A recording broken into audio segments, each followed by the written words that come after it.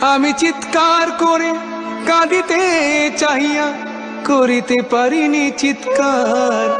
আমি চিৎকার করে কাঁদিতে চাহিয়া করিতে পারিনি চিৎকার।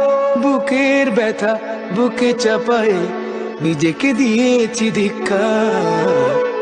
কতটুকু অশ্রু গড়ালে হৃদয় জলে সিক্ত, কত প্রদীপ শিখা জ্বালালে জীবন আলোয় উদ্দীপ্ত।